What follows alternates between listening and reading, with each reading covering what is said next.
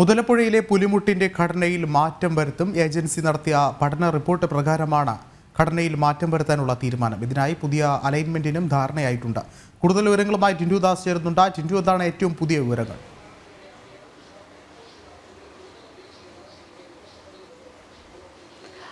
വിഷ്ണു, സംസ്ഥാന സർക്കാർ നിരന്തരമായി മുതലപ്പുഴയിലെ വിഷയങ്ങളെ പറ്റി പഠിച്ചുകൊണ്ടിരിക്കുകയാണ്. 2003 മുതലാണ് മുതലപ്പുഴയിലെ വിഷയങ്ങൾ പഠിച്ചുകൊണ്ടിരിക്കുന്നത്.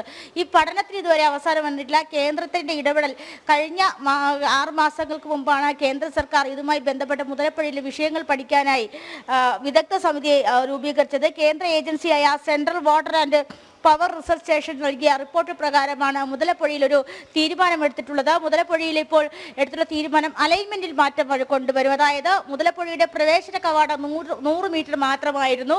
അതോടൊപ്പം തന്നെ ഈ 100 മീറ്റർ എന്ന് പറയുന്നത് 147 മീറ്റർ ആക്കാനുള്ള ധാരണയായിട്ടുണ്ട്.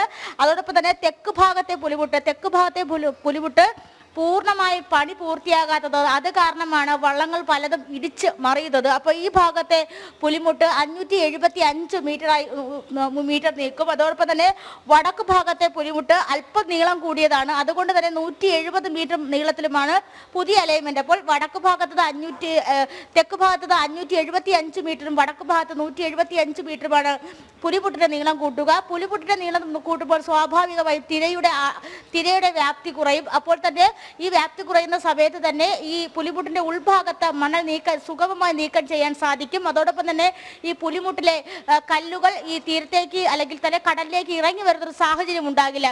അപ്പോൾ ഈ സാഹചര്യങ്ങൾക്ക് മുന്നിൽ കണ്ടുകൊണ്ടാണ് CWRS ഒരു റിപ്പോർട്ട് സമർപ്പിക്കുകയും ഈ റിപ്പോർട്ട് പ്രകാരം അലൈൻമെന്റിൽ മാറ്റം വരുത്താനും തീരുമാനിച്ചിട്ടുള്ളത്. പക്ഷേ അതേസമയം തന്നെ മുതലപ്പുഴയിൽ ഇത്തരത്തിലുള്ള മാറ്റങ്ങൾ കൊണ്ടുവരുന്നത് മത്സ്യത്തൊഴിലാളികൾക്ക് ചെറിയൊരു ആശങ്കയുണ്ട്. കാരണം മുതലപ്പുഴ മേഖലയെ സംബന്ധിച്ചിടത്തോളം വടക്ക് ഭാഗത്തു നിന്നാണ് ഒഴുക്ക് കൂടുതൽ. അപ്പോൾ വടക്ക് ഭാഗത്തു നിന്ന് വരുന്ന മണൽ തിട്ട രൂപീകരിക്കാൻ കാരണമാകും. ഈ തിട്ട ഒരുപക്ഷെ മത്സ്യബന്ധനത്തിനും അതോടൊപ്പം തന്നെ ചെറുകിട വള്ളങ്ങൾക്കും ഒരു പ്രയാസം ഉണ്ടാക്കുന്നൊരു ആശങ്ക നിലനിൽക്കുന്നുണ്ട്. പക്ഷേ ഈ ആശങ്കകൾ മത്സ്യത്തൊഴിലാളികളുമായിട്ട് സംസാരിച്ച് ചർച്ച ചെയ്ത വിദഗ്ധ സമിതിയെ കൊണ്ടുവന്ന് സംസാരിച്ച് അവരുടെ ആശകൾ നിരാകരിച്ചതിന് ശേഷം മാത്രമായിരിക്കും ഇത്തരത്തിലുള്ള തീരുമാനത്തിലേക്ക് കടക്കുക. എന്നാലും കാലങ്ങളായുള്ള മുതലപ്പുഴ നിവാസികളുടെ ഒരു പ്രശ്നമായിരുന്നു. ഏതാണ്ട് 160ഓളം പേരാണ് മുതലപ്പുഴയിൽ അപകടങ്ങൾ മൂലം കഴിഞ്ഞ 11 വർഷത്തിനിടയിൽ മരണപ്പെട്ടത്. അതോടൊപ്പം തന്നെ നിരവധി ആളുകളെ കാണാതായിട്ടുണ്ട്. മുതലപ്പുഴ എല്ലാ വർഷവും ഒരു തീരാത്ത ദുഃഖം തന്നെയാണ്. അപ്പോൾ ഈ ഒരു ദുഃഖത്തിന് പരിഹാരം എന്ന് വേണം പറയാൻ മുതലപ്പുഴയിൽ ഇത്തരത്തിലുള്ള മാറ്റം കൊണ്ടുവന്നിരിക്കുന്നതായാലും കേന്ദ്ര സർക്കാരിന്റെ ഇടപെടലോടുകൂടി ഈ മുതലപ്പുഴ തീരത്തിന് സമഗ്രമായ മാറ്റം കൊണ്ടുവരുന്നുണ്ട്. അലൈൻമെന്റിൽ മാറ്റം കൊണ്ടുവരുന്നുണ്ട്. മുതലപ്പുഴ കണ്ണീർ പൊഴി ആവാതിരിക്കാനുള്ള ഇടപെടലുകളാണ് കേന്ദ്രത്തിന്റെ ഭാഗത്തു നിന്ന് നടക്കുന്നത്.